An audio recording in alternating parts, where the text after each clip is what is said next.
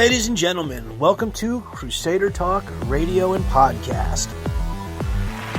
Check out our website. You can go to Creator. Wow, I keep saying Creator instead of Crusader. I must be thinking about God. Anyways, you can check out our website at crusadertalk.org, which is different. We used to be crusadertalk.com. Not sure what happened there, but we have a new link, crusadertalk.org. If you like what we say, if we're remotely entertaining, maybe flip us a donation. Nonetheless, I want to thank all of our emergency response personnel, all of our soldiers in service, all of our veterans that have served. Thank you. We do appreciate your service. We appreciate the fact that we have freedom, the freedom to disagree. As we can see, that doesn't go so well for other people on this planet. I'd like to take a moment of silence for the country of Ukraine.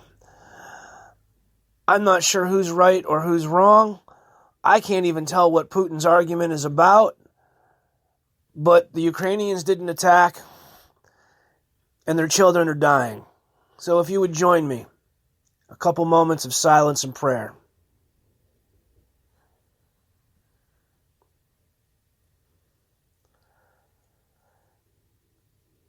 Again, blessed be to all those suffering in the Ukraine. Well, the Ukrainian incident came just in the nick of time for Hillary Clinton. If you all remember, 6 days ago, we'll go 7 days, the day before the Ukrainian war broke out, Hillary was all over the news. They had proven that the Hillary Rodham Clinton campaign funded spying on Donald Trump both before he was president and after he was president. They even hacked into computers that were in the White House to steal information. It is rumored and allured to that they planted information to make him look like he was colluding with Putin. But here's the interesting thing. Putin has declared war on the Ukraine, who I can't tell has become part of NATO or is becoming part of NATO going through the process. I don't believe that they had quite reached status as being a member of NATO yet. And I think that's why Putin attacked. But here's what's really interesting. Before this all starts out, big Joe Biden, the big guy, more like a big sphincter.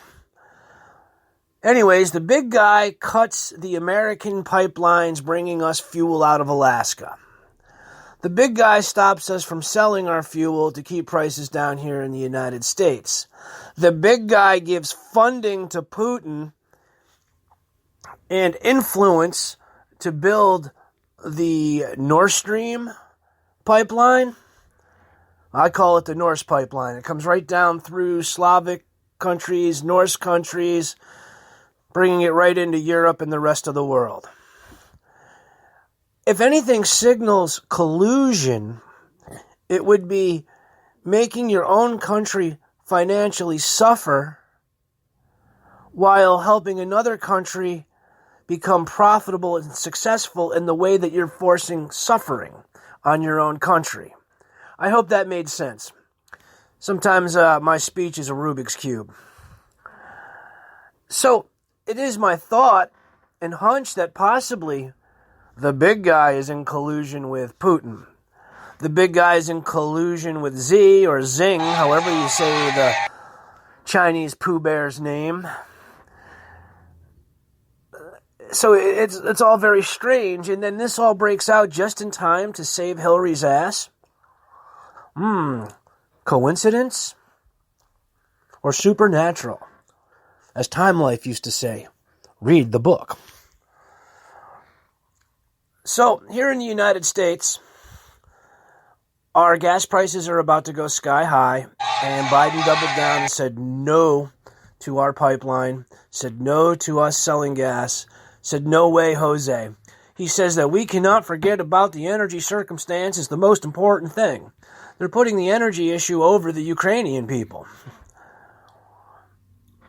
And that's the other thing.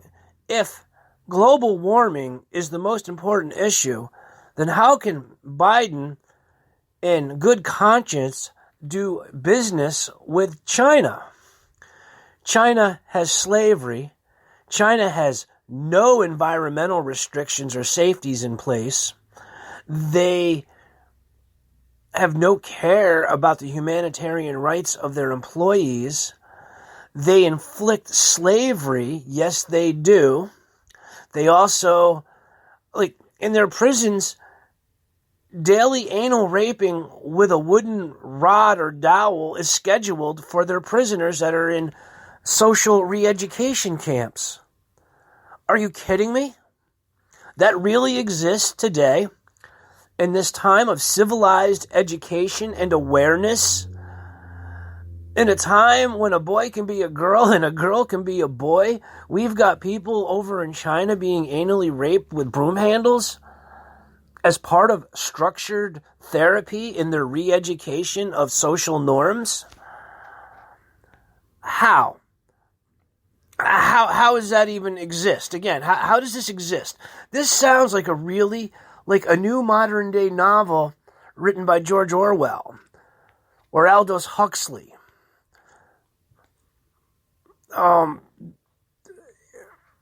This is crazy. This is absolutely absurd. Now, noticing the number of children that are dying in the Ukraine, I say throw caution to the wind. We need to send bombers over there and shoot Russian planes out of the sky. We need to destroy their platoons. We can do it all by remote control, all by drones, all by satellites, SAM missiles. We need to send those people air power. By land, by air, and by sea. And by air is the mightiest. A big salute, a really big salute to Elon Musk.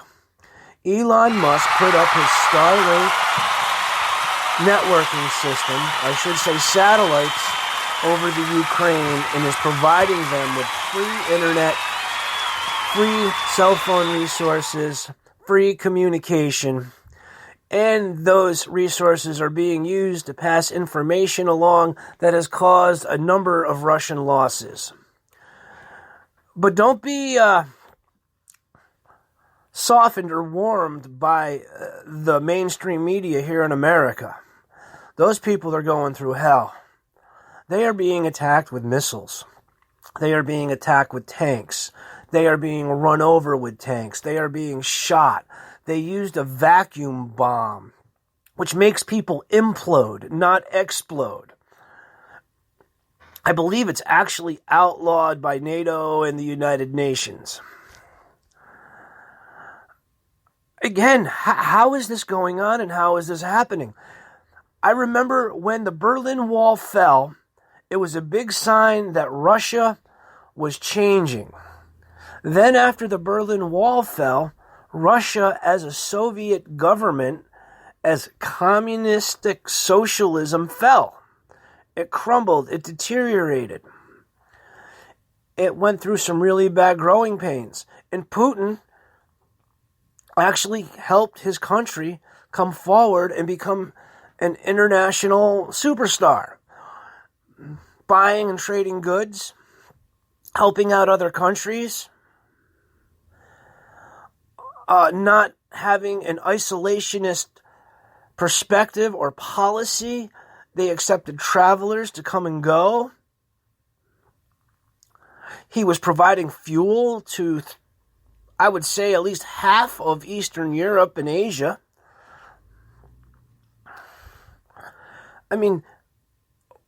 While Obama was president and making, we'll say, deplorable mistakes, we actually heroified Putin. I remember there was because at some point Obama wanted to mix it up with Putin. I remember there was a meme of Putin without a shirt riding a big Kodiak bear, looking all buff and heroic. What I saw, and I had developed an opinion, was he was becoming a good guy because of what he did for his people. The Ukrainians want freedom. They want to be their own sovereign nation.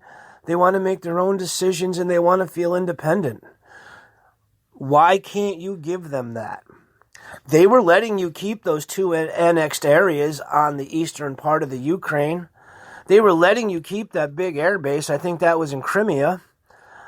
They weren't able to push you out or away from those trophies, those leverages, those advantages. They said, hey, we just want to be our own people. But no, not for them.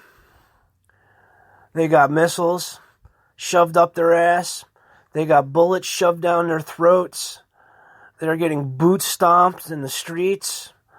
Did you see the video clip of the guy? He was in a car. I couldn't tell what kind of car it was, but he was trying to escape. He was unarmed. He wasn't attacking.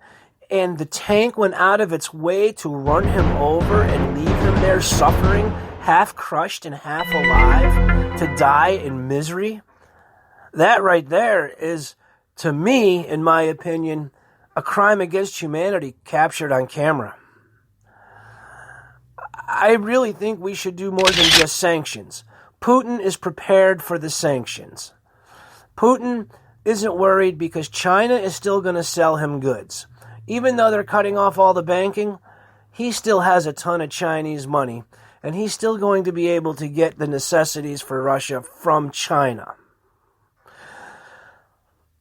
Cuba, Venezuela, Burma, North Korea, Vietnam, and all the other communist countries are going to go right on buying fuel from him. You're not going to be able to stop him totally. There are a ton of countries that aren't part of NATO and aren't part of the world banking system that are going to still do business with him. The sanctions are a friggin' joke.